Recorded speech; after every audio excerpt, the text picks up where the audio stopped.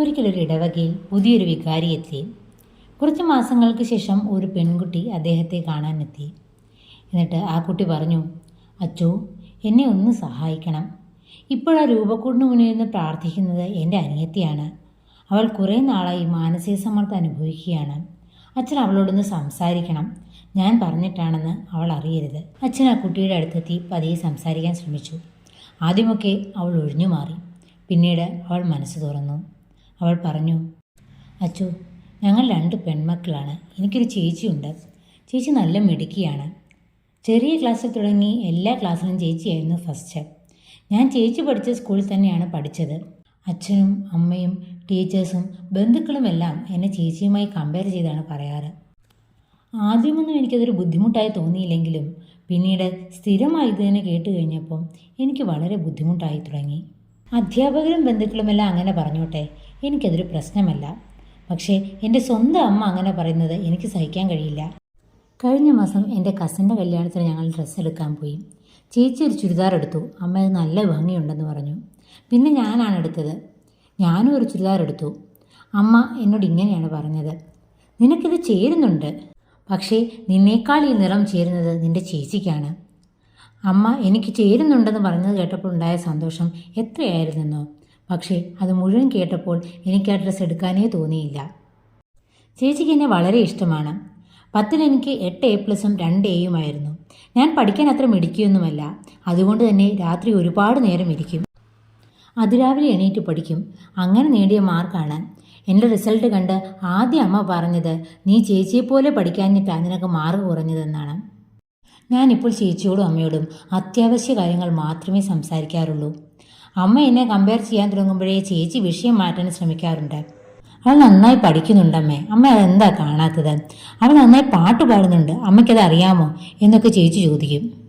അമ്മ അപ്പോൾ ചേച്ചിയെ വഴക്ക് പറയും. അമ്മയോട് തിരിച്ച് സംസാരിച്ചെന്നൊക്കെ പറഞ്ഞ് പിന്നെ ചേച്ചി ഒന്നും മിണ്ടത്തില്ല.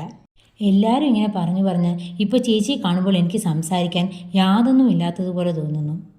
ഇങ്ങനെയൊക്കെ പറഞ്ഞ് ആ കുഞ്ഞിൻ്റെ കണ്ണ് നിറഞ്ഞു. അച്ഛൻ ആ കുഞ്ഞിനെ ആശ്വസിപ്പിച്ച് തിരികെ വീട്ടിലേക്ക് വിട്ടു. കുറച്ച് ദിവസങ്ങൾക്ക് ശേഷം അച്ഛൻ ആ കുട്ടിയുടെ അമ്മയെ പള്ളിയിലേക്ക് വിളിപ്പിച്ചു. മേരി എന്നായിരുന്നു അവരുടെ പേര്. ഭർത്താവ് വിദേശത്താണ്. അച്ഛൻ അവരോട് പറഞ്ഞു, ഞാൻ ഈ ഇടവകയിൽ വന്നിട്ട് കുറച്ച് നാളുകളെ ആയിട്ടുള്ളൂ. അതുകൊണ്ട് തന്നെ എല്ലാ കുടുംബങ്ങളെയും ഒന്ന് പരിചയപ്പെടാമെന്ന് കരുതി വിളിച്ചതാണ്. ബുദ്ധിമുട്ടായില്ലല്ലോ? അയ്യോ, അതിനെന്താച്ചോ, എനിക്ക് സന്തോഷമേ ഉള്ളൂ. എനിക്ക് 2 മക്കളാണ്. ഭർത്താവ് വിദേശത്താണ്. എൻ്റെ മൂത്ത മോൾക്കായിരുന്നു കഴിഞ്ഞ വർഷം +2ന് അവളുടെ സ്കൂളിൽ വെച്ച് ഏറ്റവും ഉയർന്ന മാർക്ക്. വലിയ ട്രോഫിയൊക്കെ തന്നായിരുന്നു. സന്തോഷം. മേരിയുടെ വീടും കുടുംബവും ഒക്കെ എവിടെയാണ്? അച്ഛൻ ചോദിച്ചു. എൻ്റെ വീടങ്ങ് പാലായിലാണ്. എൻ്റെ മൂത്ത ചേച്ചി അവിടുത്തെ വലിയ സ്കൂളിലൊരു ടീച്ചറാണ്. 2-3 വർഷം കഴിയുമ്പോൾ പ്രൊമോഷൻ ആകുമെന്നാണ് പറഞ്ഞത്. എൻ്റെ അനിയത്തി നേഴ്സാണ്. അവളും വലിയൊരു ആശുപത്രിയിലാണ് ജോലി ചെയ്യുന്നത്. ഞങ്ങളുടെ കുടുംബപ്പേരൊക്കെ അവിടെ എല്ലാവർക്കും അറിയാം. മേരി എന്ത് ചെയ്യുന്നു? അച്ഛൻ ഉടനെ ചോദിച്ചു. ഞാൻ തൊഴിലുറപ്പിന് പോകുന്നുണ്ട് അച്ചു. പിന്നെ ഭർത്താവിന് നല്ല ജോലി ഉണ്ടല്ലോ. മക്കളെ നോക്കാൻ വേറെ ആരാ ഉള്ളേ? അതുകൊണ്ട് ഞാൻ വേറെ ജോലിക്കൊന്നും പോകുന്നില്ല.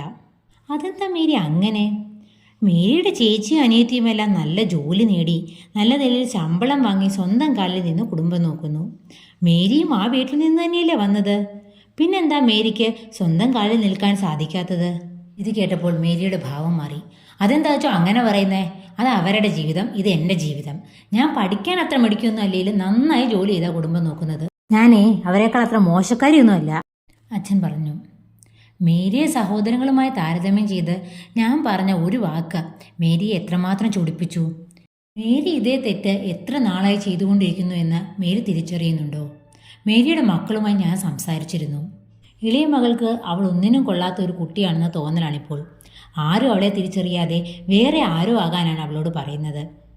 അവൾ പഠിക്കുന്നുണ്ടോ എന്ന് നോക്കണം. പക്ഷേ അവൾ അവളുടെ ചേച്ചിയായി മാറാനാണ് നിങ്ങൾ പറയുന്നത്.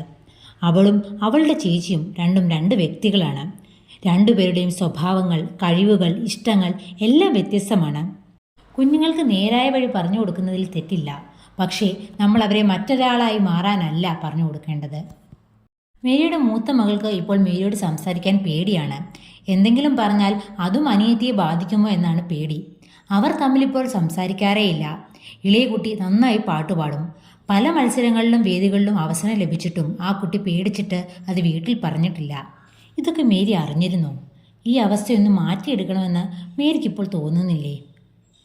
മേരി ഒന്നും പറയാനാവാതെ തല കുനിച്ചു നിന്നതേയുള്ളൂ. ഇതൊരു മേരിയുടെ വീട്ടിൽ മാത്രം സംഭവിക്കുന്നതല്ല. ഭർത്താവിൻ്റെയും ഭാര്യയുടെ ഇടയിൽ, മക്കൾക്കിടയിൽ, സഹോദരങ്ങൾക്കിടയിൽ എല്ലാം ഇത് സംഭവിക്കുന്നുണ്ട്.